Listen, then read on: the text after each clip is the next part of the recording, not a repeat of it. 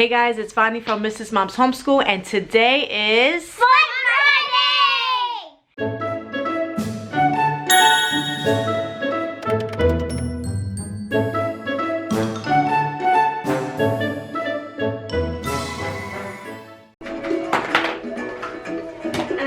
This song reminds me of you, Sadie. We started off in the morning while the kids were listening to their song school Spanish songs, because today is a review week, so they listened to all of the old, well, a lot of the old songs, and while they were drawing pictures. And now we're gonna cuddle up, get some blankets and some beanbags, and we're gonna read some science books that we got from the library about energy, because we are finishing our Intro to Energy science unit. If you want to see a full normal school day which incorporates that lesson, make sure to check out the video here. Want to read this one first? Yeah, and then look, I read the whole thing. Oh good, I'm glad. So you understand it better? And then look, and then it turns the sludge into soil for the farmers. Oh, wow, interesting. How does my home work? So this is going to talk about all the things that make a home work. Get water to brush our teeth and flush the toilet. How do we get electricity to turn on the lamp?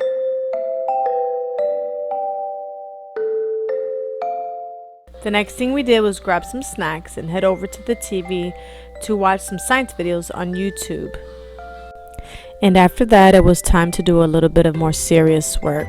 I didn't want to skip the reading and language arts lessons for the girls or for my son, and I also thought that it was important for him to do his math. However, for the girls, I really wanted to incorporate some fun learning games to make it a fun Friday for them. So I taught towards my older one, my first grader, because she is learning how to make 10 and needed the practice. So I taught it to my kindergartner as well. They played a card game making 10, and then they played a little board game that was subtracting from 10. And in the meantime, I did some number puzzles with my preschooler, as she's learning to recognize numbers 1 through 5 right now. My first graders also learning how to tell time to the half hour, which apparently is very confusing, and I don't know why we're still teaching kids how to tell time on a clock. To be honest, not many people still have clocks lying around. I know I don't have a clock in my house. We look at our phones for the time and the microwave, or we just ask Alexa, but that's what we're doing anyway because it is part of her math. So at this point, my son went to get a last-minute haircut that his father set up for him.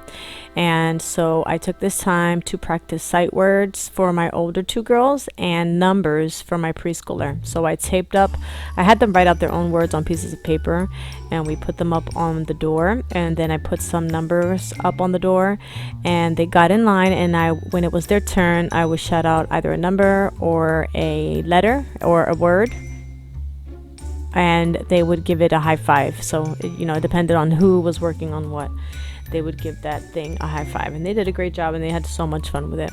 So I had a bunch of other things planned, but I gave them a nice long lunch break, and I gave them a snack break as well, because they're so little. I really like them to have a lot of playtime, and after all of the fun activities, they just wanted more playtime, and we only had about an hour of school left. So instead of doing the art projects and the other activities that I had, I just let them spend the rest of the day playing together, which is also good for their development.